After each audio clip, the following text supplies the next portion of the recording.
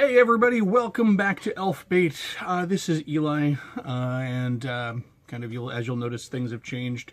The wizard beard experiment has ended. It went away. It was getting just a little too scratchy, a little too warm, and I went back to the scalp lock. So fashion aside, jumping on today because I wanted to talk about some.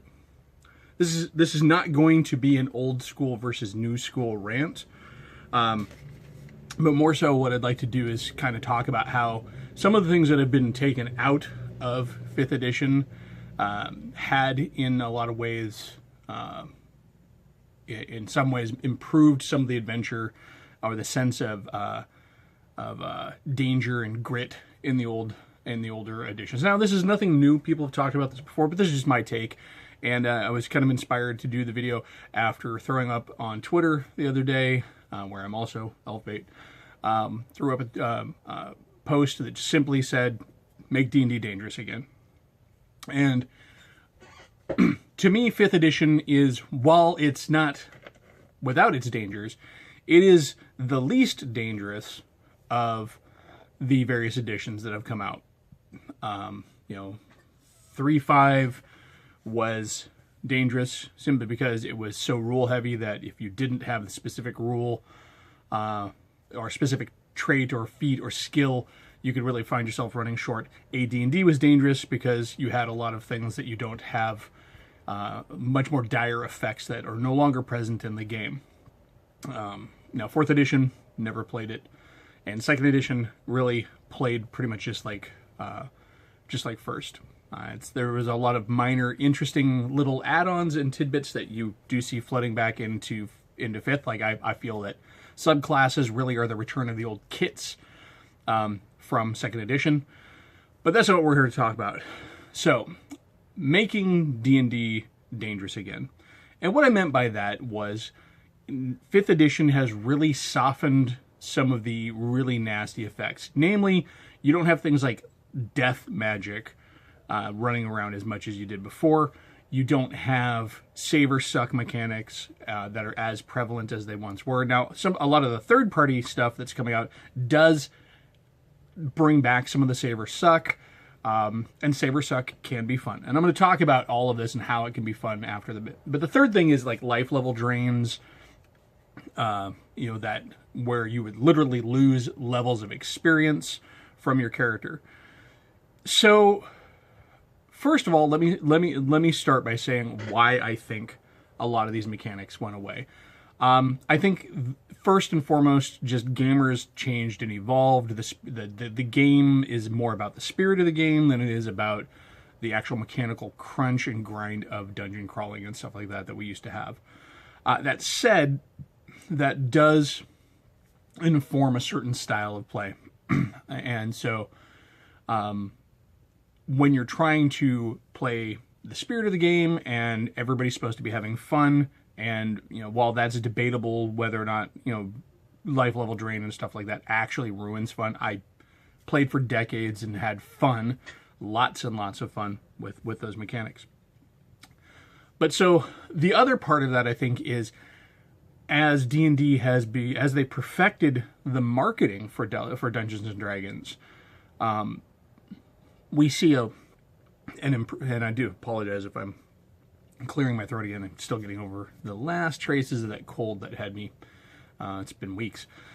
But as the marketing has improved, which has been good for the game, and I certainly can't argue with that, a reliance or a greater promotion of organized play has occurred. So with organized play, really for organized play to work, and whether that's Adventurers League, or you see it in wargaming tournaments and the like, and wargaming leagues, fantasy football leagues, right? It's all going to be about keeping people moving forward. You want people moving forward. You want them constantly in a state of growth. You want them to be progressing. For something like Adventurers League, it's often advantageous for people to progress at the same level, at the same rate. And so having things that can kill a character instantly or negatively impact a character for a long period of time are not very conducive to that style of play. Now, they're still perfectly fine for private games and individual campaigns that you're going to run with your friends, and I'll go over that too. But that is sort of my take on where this shift has come from. It's not so much a bad, evil thing. It's just that the nature of the player and the nature of the game has changed, and that's brought more people into the hobby. Now, because gaming is, especially tabletop RPGs, are what you make of them, it is very easy to pick and choose and bring back some of these mechanics if your players are willing to do this. Now, with the new style of play and the new crop of players that's coming out, it can be hard to find people who are wanting to play with these mechanics like Save or Suck or negative life levels, things like that. Now, these effects have stayed in 5th edition in different forms, but so you can still put them into your game, but there is already a form of those. So first of all, let me start with the Save or Suck mechanic. So Save or Suck, if you're not familiar with the term, is basically you make your saving throw. If you fail, there is an effect. It hits hard, it hits heavy, and it usually has some sort of profound effect on your character. Now, that could just be a crap ton of damage, but also it could be save versus spells, or all your equipment is gone, or save versus breath weapon, or take X amount of damage that's unavoidable. Save versus death magic was a thing. So death effects were a thing where you make your save, or your character is dead. Flat out dead. No hit point damage, no loss of hit levels or anything, just dead. So those mechanics really do require your players to have a certain fortitude. And I say players, not the characters. The player has to be willing to accept the fact that that sort of a thing, and actually with all of these things, you have to accept that these things are part of the game and that they're not going to ruin the game. So the next thing is, and Save or Suck and death saves and death results, kind of lumped those together. The other big one is life level drain or permanent character drains, attribute drain, life level drain, spell drain. D&D, older versions of D&D had all of these things where a monster could affect you, or a trap could affect you, or a spell might affect you in a way that it reduced your character's hard-earned experience or abilities, or and these were on a permanent effect, barring some sort of restoration magic or a wish or something, or something to that effect. And most of the time there was a lot, not most of the time, but a lot of the times there was no save for this as well. No specific save. So for example, in like ghosts, specters, wraiths, and wights. These are the 4 biggies that people always talk about when it comes to these odd effects. Now, ghosts, all they ever did, and all they still do, is age you. They didn't drain life levels, but in older editions of D&D, there was a very clear construct for the effect of age on your characters. Characters often played over the span of years and years and years of campaign time. And so the designers of the game wanted to make sure that as your character got older, that was reflected in their statistics. An old hero simply wasn't going to function at the same level physically as a young hero. At the same time, an old hero was likely to function better in terms of mental capacity than he would in physical capacity, because he has gained his experience, charm, guile, whatever. Now, of course, 5th edition, you do have attribute changes as you go on the campaign, go on with your character, but they're always up. There's no, I'm 50 years old, I'm taking a penalty. Now, this is still in the game, but it's not as clear cut. So the ghost's aging ability, while it seems harsh, is really more of a role play effect, and it can kill the character if a character race has a finite lifespan and the ghost manages to get you enough times to where it does that, you're really screwed. So in AD&D, ghosts could do this at range and they could do this by touch. In 5th edition, they can still do both. 5th edition provides a little bit more protection by putting it behind a save wall. Now, with the ghost, you know, they have to hit with their touch attack, and then there's a save. So with wraiths, specters, and wights, these were much more severe in the old days. So a specter drains 2 entire levels in AD&D. A specter drains 2 entire levels of your XP if it touched you, if it hit you with an attack. So the attack would hit, it would do hit point damage, but then it would also do life level drain. Wights drained 1 level, wraiths drained 1 level, and so these things all drained levels of experience with their touch attacks. There was no save.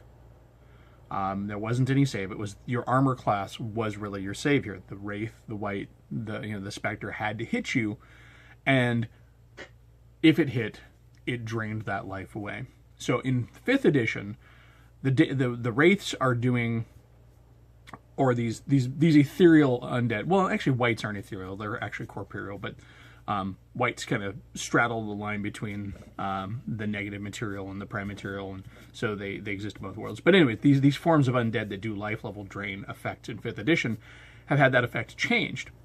Life level drain in 5th edition is expressed as a reduction of maximum hit points. And once your max hit points is reduced to 0, at the same time you're taking regular damage, but once your max hit points is reduced to 0, you are dead, regardless of, I guess, whether or not you had enough temporary hit points. And then, like AD&D, there's a consequence to those deaths. Those killed by a wight raise up as a zombie. Those killed by a wraith raise up as a specter. It always struck me as weird in AD&D that the specter created by a wraith is actually more life level damaging than the wraith itself. But then the wraith is a better monster overall than the specter. Specter is more just like an advanced ghost. So in 5th edition, though, these life level drain effects, and I will call them life level drains because I believe it's really meant to be the same thing. It's just 5th edition has chosen a different mechanic for it. They are behind their own save. So there is a hit and then there's a save, making them extra, easy to avoid. The monster has to hit you, then you also have the option, you have the ability to then save. So with the Spectre, this is a DC 10, which is relatively easy, straightforward for even a beginning party. Wraiths are DC 14 and wights are DC 13. So with those save effects, it is now doubly difficult for these undead to damage you in the first place, and then their effect is not as profound.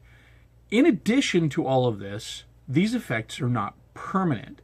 So whereas a life level drain in AD&D would have been a permanent effect that you would then have to find a way to restore, in 5th edition, all of these effects are restored after a long rest. Essentially, you can have a horrible withering experience with one of the nastier undead, spectral undead, spiritual undead, or in the case of the wights, semi-spiritual, and get over it with a good night's rest. That really takes the bite out of those monsters. And so this kind of goes back to the original statement of making D&D dangerous again. So with all of these effects, save or suck, life level drain, attribute drain, things that were, in older versions, they were permanent, or at least longer lasting. So this is the part where I'd like to talk about really what it is that... So, I hear a complaint a lot when these discussions come up, and certainly on Twitter this came up a lot. I don't want to penalize my party for with taking away their hard-earned experience or their hard-earned levels. I don't want to. That's a sucky thing to do. That's mean. Well, it is only that if it is simply left at that. And that's the thing. In our old AD&D games, it never ended like that. It wasn't just like, oh, I got life level drains. Certainly the concept of the prospect of having your paladin lose his hard-earned levels, your ranger loses levels, your wizard losing his levels, which meant losing spells. Your ranger might be taken down that level that meant going from a non-casting ranger to a casting ranger. Your paladin loses some of his oomph in combat. That was a nasty thing to know could happen to your character, and it certainly informed the way you played. And that's one thing that goes away when you take away these dire effects, is the players have less incentive to play their characters as if there was a sense of imminent danger or destruction.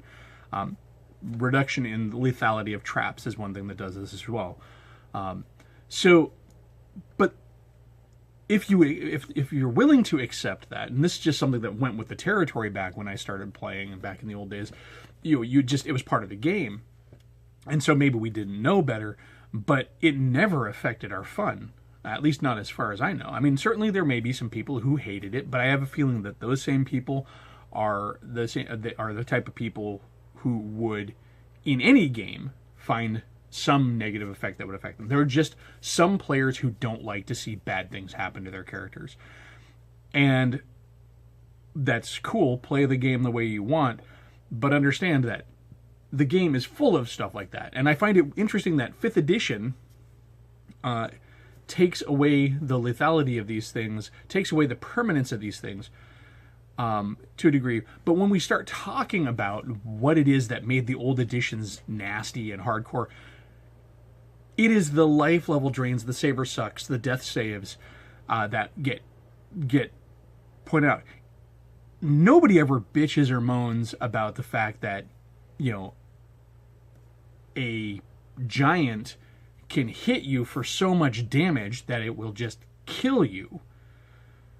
A mind flare can pull your character's brain out of its head and leave it a mindless husk.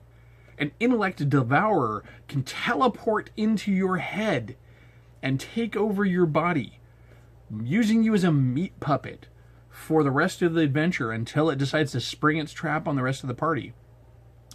There are creatures that can take over your character's mind. There are creatures that can take over your character's body.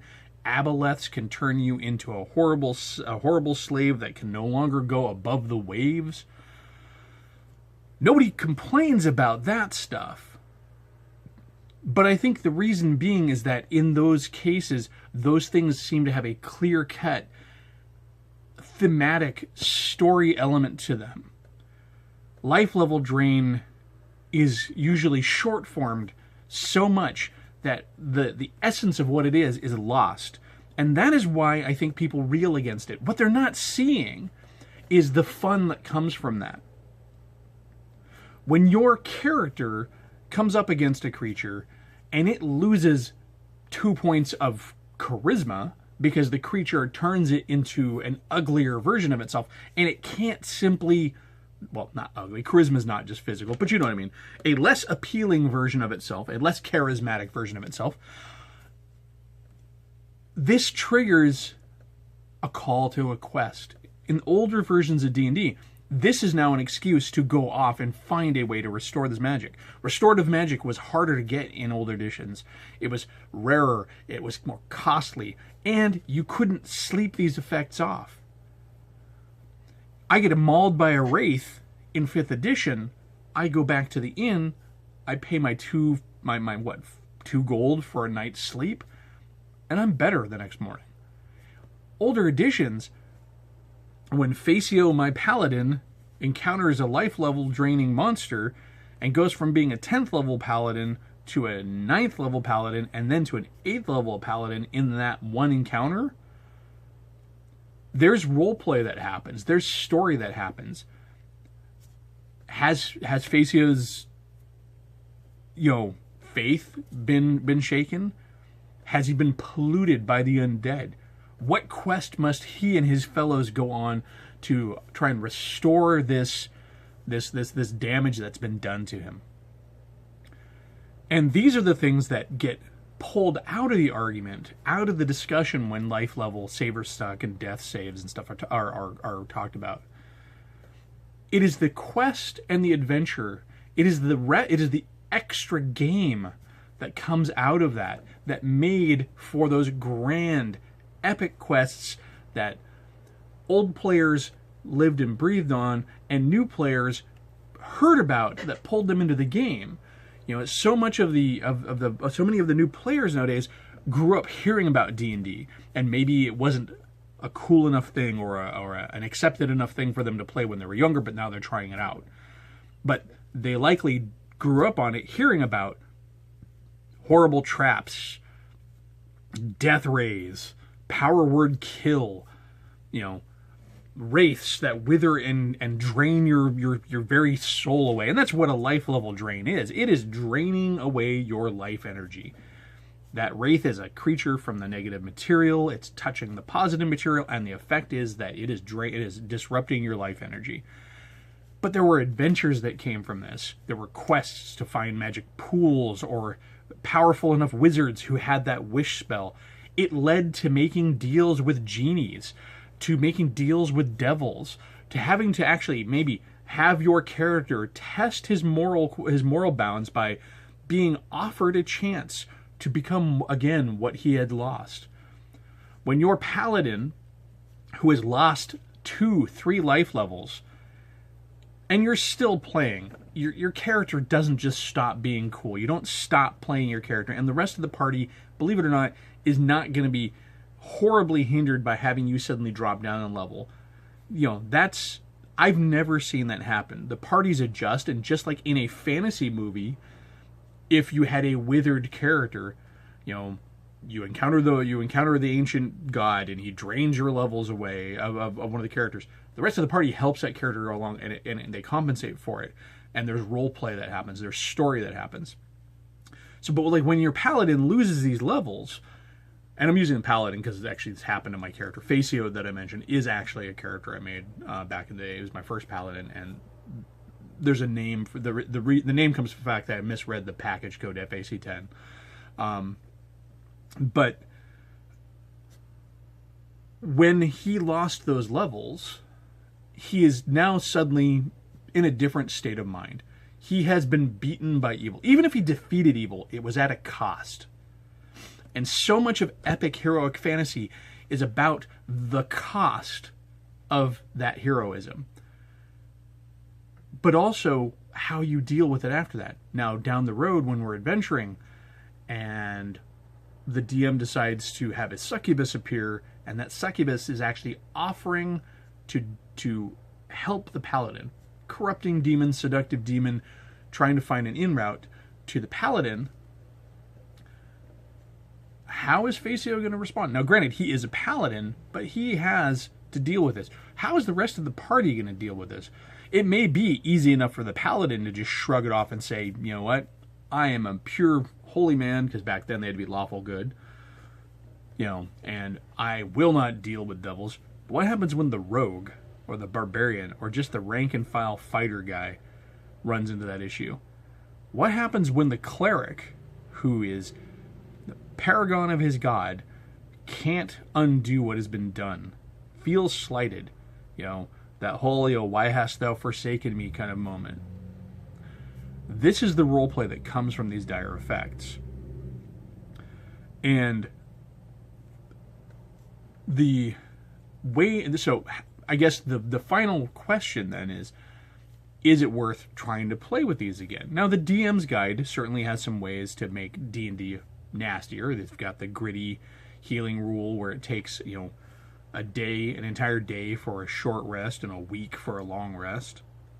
There is the slow non-magical healing rule. There's the healer's kit dependency rule. There are rules for sanity and honor, but they don't have any optional rules that you can just pull out of the book to make life level drains and other nasty effects, magic effects or power effects or monster effects. Then there's no real hard fast printed rules for how to do that. At least none that I've found. Now, 5th edition is modular enough and mechanical enough to where you can actually find a way to go ahead and tweak these rules with the new way that they're with wraiths and wights, and to continue the example, and specters in 5th edition. So their DC values are certainly there, and I can't say that the way that they handle their life level drain isn't a way to do it.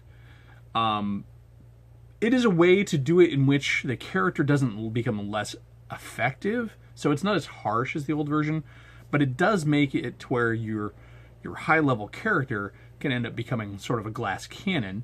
You know, sure, he's got all the output of his previous level, but he doesn't have the ability to soak the damage that he did. So one way to make this a little nastier would be to make these effects, to simply take away the part of the effect that says it is healed completely by a long rest. Now, the reason that they do that is because in the rules, normal healing says that if you take a long rest, all your lost hit points are restored, and up to half your hit dice. So, if you were to remove the part that says that you just need a long rest to restore it, what do you do instead? Well, you could make it beholden to... You could modify the stats to where rather than draining max hit points, maybe they actually drain hit dice. So what this would do is actually make it to where the Wraith is now affecting your character's ability to heal, your character's ability to and lengthening the recuperative process. Of course, because with a long rest, you get you only get so much of your hit dice back. Now, I'm sure there's a lot of people that are actually going to go ahead and complain that that slows the game down. But you're not really slowing the game down. You're simply narrating wider swaths of it. So when the party encounters the Wraith, and they ultimately will more than likely defeat the Wraith, but there is a cost, we then have to have the characters spend a couple of days, maybe a week, in town, licking their wounds and preparing for the next stage of their journey. This comes down to staging in the game, and certainly makes it to where wraiths and stuff are not the sort of thing that you just throw in as a random encounter. But, look at the Lord of the Rings. When Frodo encounters the wraiths aren't just showing up willy-nilly all the time. The wraiths are showing up at very key points. The attack at the when the wraiths first attack them at Weathertop, and Frodo takes a hit with the dagger, that sets into motion some role play. It sets into motion the fact that now the party has to get to Rivendell to get him some help, and we see that. And then they spend some time there, or they were already on their way to Rivendell, excuse me. But you know what I mean. They have to. There's a sense of urgency, and so, but they didn't spend all the time having to bog down and role play every moment that they spent in Rivendell. No, there was sort of this broad strokes, hand wavy. You woke up a week later, and in game terms, all this means is that the DM now is advancing his story clock, his plot clock. If there was something that the party needed to get done by a certain amount of time, the stakes have been raised. This then informs roleplay. This informs gameplay. It now sets up a sense of urgency. And trust me, when your players are put under that kind of pressure or that gun to have to adjust, it's one thing to sit there and say, it's a week's travel and we have plenty of time. Excuse me. It's another thing, though, when their original plan has to be modified. They have to fast track it. This might force them to seek other means of travel, or perhaps they might have to not follow the meandering road and actually take a more direct route, which could take them through the forest of such and such or whatever. The life level drain, the quest generating effects that come from these older rules are so full of merit. These are the sorts of things that inform that living concept of a game where your campaign is not on rails and it's not a matter of like, here's the adventure of the day.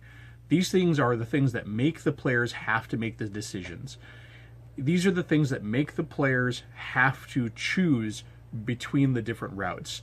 These are the things that make the players have to make those hard choices.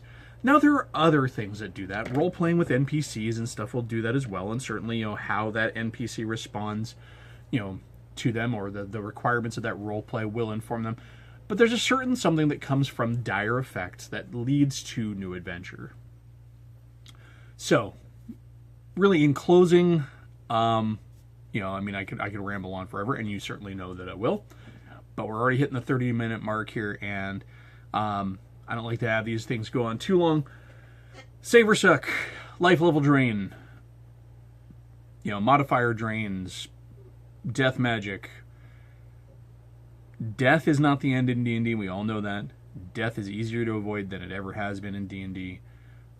Bring some of that back in. See how your players go. Think about ramping up those DCs or having some of those effects be less easily mitigated. Slow down the healing effect for a Wraith. Make the Wraith effect require restorative magic. Something that you can't just rest away. Keep it as is. So the character isn't losing levels. He's still effective on the table. His hit points are just effectively reduced.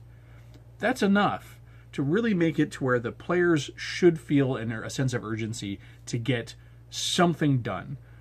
That restorative magic that they need, that quest they need to go on to find the magic pool or the ancient wizard, the deal they have to make with an entity, these are going to round out your campaign. They're going to make it epic and fun and have all this weird nuance that it could still have without that, but it's going to add something.